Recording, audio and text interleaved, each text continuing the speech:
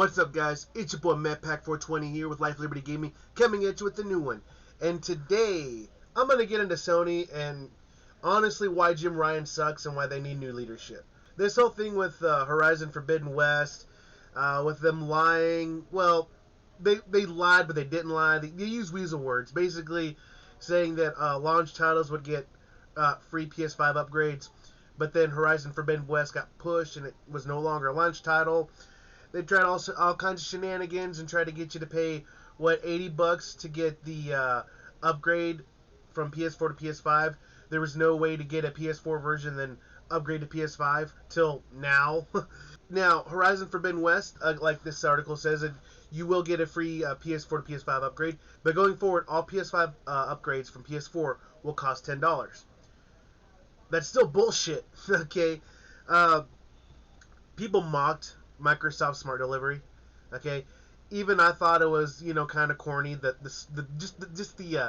just the name Smart Delivery, because I mean, it's so stupid and corny, right? But at the same time, it's the most basic fundamental thing of telling you exactly what it does. It's smart, okay? You put a disc in, and it plays the version of that game on your console, right? If I put a copy, and this is a third-party game, okay?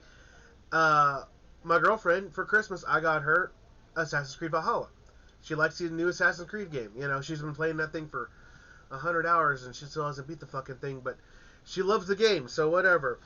I pop it into an Xbox One, and it plays the Xbox One version. I pop it into an Xbox One X, and it gives me the Xbox One X version. If I had a Series X, if I popped it into the Series X, it would give me the Series X version, okay? And, I can't pop it into a Series S because obviously, there's no disc drive. But if you have the digital version, let's say you have the digital version across all platforms. It doesn't matter what fucking platform you play it on. It'll give you the best version of that game. Now, that's a third-party game that they worked out a deal with at the beginning of the generation. They worked out a deal with Ubisoft, a year ago, or whenever this fucking game came out, okay? That you buy this game and you'll get the free next-gen upgrade. And that's a third-party game. Like I said, they're doing that with all their first-party games. Doesn't matter. Like Halo Infinite, I'm excited for that one. I got Game Pass. I'm going to play it on PC. But if I want to go play it at my girlfriend's house on her Xbox One X, I'm going to go for it. I probably won't because playing it on PC is just, but still, the option's there, okay? PlayStation wants to nickel and dime me $10 to play, the better versions of these games. Okay, and then I'm not even getting into the muck when it comes to cloud saves and transfers. Right? Will my game file from PS4 of Horizon Forbidden West, will it transfer to PS5? Okay, and some of these cases, some of these games, it does not. Okay, so that is another issue here that Microsoft's doing a better job. Look, I'm not here trying to suck off Microsoft's dick, okay? Because for the past, 10 years before all this, I was pretty upset with them, the way things were going. From Don Matrick, that asshole, and just the just wishy-washy indecisions they did up until Phil Spencer gave that place some direction, made them invest in their gaming sector, okay? Just a little bit of money, well, not a little bit of money, but in Microsoft's case, a little bit of investment can go a long way, okay? They've invested in studios. The thing about Microsoft is they've been listening. They're doing the things that Xbox fans have been bitching about. They fixed a lot of their issues. Hey, and then when they tried to raise the fee for Xbox Live to $120 a year, everyone bitched about it, and they reversed that decision. Now, what they're trying to do is they're trying to phase out the Xbox Live, which I believe they're going to eventually do. They're going to phase out Xbox Live, and it's just going to be Xbox Game Pass. But they pulled the rug too early. It's like when the Xbox One was announced, and they're like, oh, you got to have the console online all the time. Everyone got all pissy and bitchy, and then they reversed that decision. But now we live in a day and age where the PS5, the Xbox Series, PCs, Nintendo Switch, all have online check-ins all the time. So, see, that was an inevitability. Okay, that was an inevitability, the way online gaming was going. But you can't pull stuff like that too early. Fact is, look, I've been very disappointed in Sony this generation. Actually, I've been getting disappointed in Sony since, I don't know, the Xbox One X launch, when things started to change and Xbox started to be more consumer friendly. Like, I'm not here to suck off Microsoft. I'm here to bitch about Sony. Okay, this is what this is about. I want better consumerism from them. That's what I want. Okay, so it's good that they're reversing decisions. So like, this is from Jim Ryan. Okay, and he had to come out on a Saturday to put this out. So Thursday was to be a celebration of Horizon Forbidden West and the amazing team at Guerrilla working to deliver it on February 18th, 2022.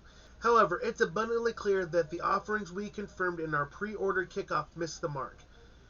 Last year, we made a commitment to deliver free upgrades for our cross-gen launch titles, which included Horizon Forbidden West. While the pandemic's profound impact pushed for Horizon Forbidden West out of the launch window, we initially envisioned we will stand by our offer. Well, thanks.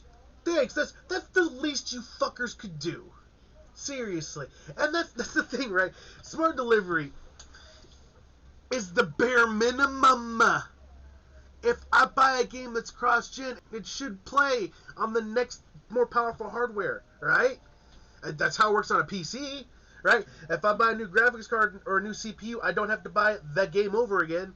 It just plays, and it just plays better.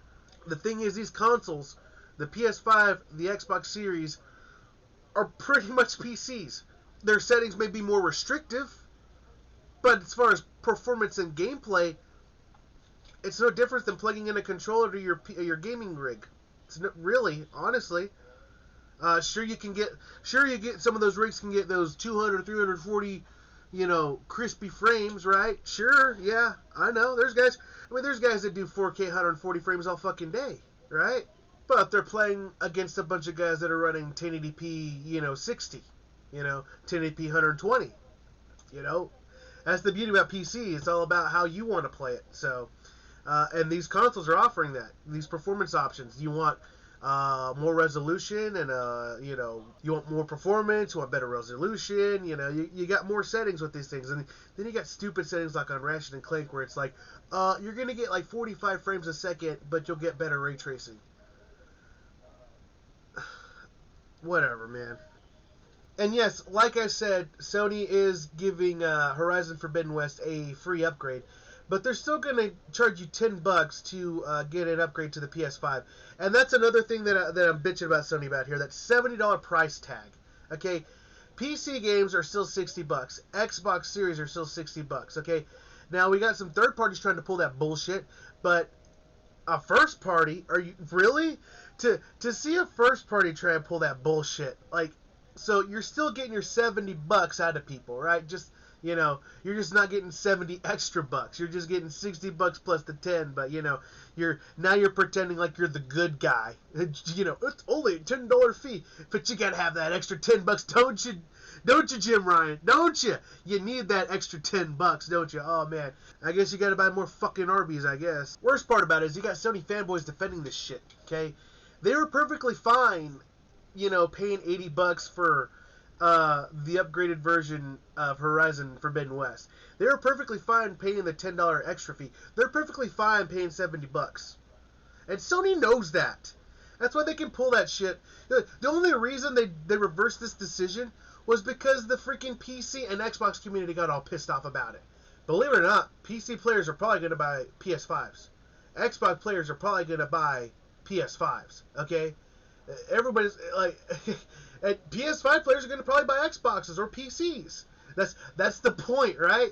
Now, I would just like some parity amongst... Because if everyone is buying every console, and like everyone is, like only people that aren't buying multiple gaming devices are those fucking weirdo fanboys that just go on Twitter and rage against how their fucking plastic and metal box is better than your plastic and metal box. I mean, let's be real. If you're a gamer, you own multiple devices. You own a Switch and an Xbox, or a Switch and a PlayStation, or a PlayStation and an Xbox, or a Switch and a PC. Like, me, I own, all that shit, right? Because I'm a gamer, right? I don't... The fanboy shit's funny, right? Now, What I fucking hate is the fanboys defending this shit right here. Defending the $10 upgrade fees. Defending the fact that I have to have a goddamn poster to figure out what fucking version of the game I want to goddamn buy. That shit is... Ugh. Ugh. And it starts at the top, man. Okay, when Jim Ryan, now, this is a little older, right, from Push Square, but actually, PlayStation, well, Jim Ryan doesn't hate old games. Yes, sure, yeah, okay. No, the guy doesn't understand why people like playing older games and why they would like older games brought forth in better resolutions, right? Okay, so PlayStation Now does offer, 800 games? A bunch of old PlayStation games, right? They're not enhanced, though. See, the Xbox went back and freaking enhanced a bunch of their older games on their service. I mean, I'm not asking PlayStation to enhance every goddamn game, because it's 800 games, right? But come on, man, you can't even get the first parties, man. Wouldn't it be cool to see Jak and Daxter playing at a higher resolution, right? Like, crispier, cleaner looking? That'd be great, right? Hell, I can play Red Dead Redemption at a higher resolution on Xbox One. On Xbox One, Microsoft is going back to their libraries, and they're bringing certain games with certain updates to make them look better and look cleaner and be more palatable to today's audience. And hell, even if there's enough people playing the game, who knows, we could get more rebooted franchises. Microsoft is embracing not just the big AAA releases, because we got, Halo Infinite coming out later this year. That's the big AAA release for the year. But they're also embracing smaller stuff like Psychonauts. That is a great fucking game. I'm about halfway through it, but it's just so good.